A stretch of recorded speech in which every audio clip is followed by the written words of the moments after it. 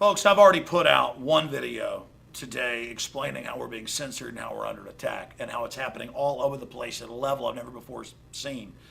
The only other point I wanted to make is this is how it's worked in other countries, in Maoist China, in Nazi Germany, in Soviet Russia, is the tyrants incrementally restrict free speech and liberties, and then suddenly you're in a full-bore police state. And they're beating people up that disagree with Obamacare or open borders or cap and trade. They are just doing it all. But it just really came to me. It's like so amazing. You criticize anything Obama says, you're a racist.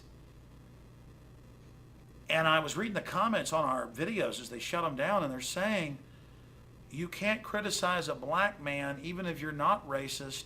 People will think you're doing it because you're racist. And that's the mind control. Is that even as they admit there's nothing racist we're saying, which shouldn't be restricted anyways. You shouldn't restrict somebody's free speech just because it's racist, because then it's everybody else's speech, which is now happening. So in the name of political correctness, they're destroying all liberty, just like the Soviets did. But it's actually, here's the point. This is the big enchilada. By criticizing him as racist, it creates tribal division. This is just tribal warfare stuff.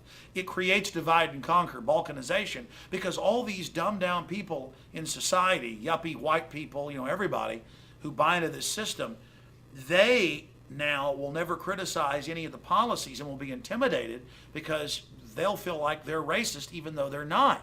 And the establishment cold-bloodedly knows this.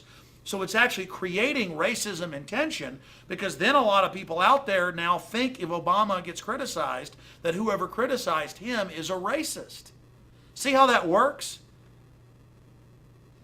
I mean, this is just so outrageously anti-American, anti-freedom. And so it makes any criticism of Obama supposedly racist, which then energizes racism and division and makes people think that everybody hates them because of their race when they see Obama being criticized. And it creates more division. I mean, this is so cold-blooded and sick, ladies and gentlemen. And they cold-bloodedly wanted to put Obama in there so they could create racial division and infighting, so the government could come in to keep everybody split up. And so when you criticize Obama, you get called a racist.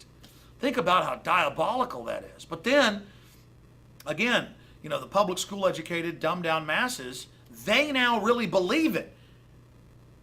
So for those of us that know it isn't about race and it's so asinine, it's like, hey, I don't want to pay a carbon tax. Hey, I don't want to lose my sovereignty. Hey, they're trying to pass anti-gun bills and lying about it. Oh, you're a racist. To people that are smart, it's just ridiculous, but it actually works on the fluoride heads.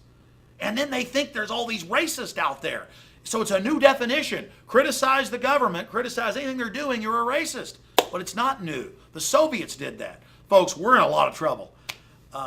We've been censored. Please help us. Details@infowars.com. They're beating people up in the streets. It's all over the news. The videos are coming out. They planned this all along. I mean, the youth brigades, they got the bills introduced for compulsory service. He's continuing all the Bush policies. And their followers are brainwashed. They're dangerous, folks. And then the right-wing backlash is going to come in the future. Can you imagine the next thug they're going to bring in off of all of this? I mean, this is psych warfare, the next level.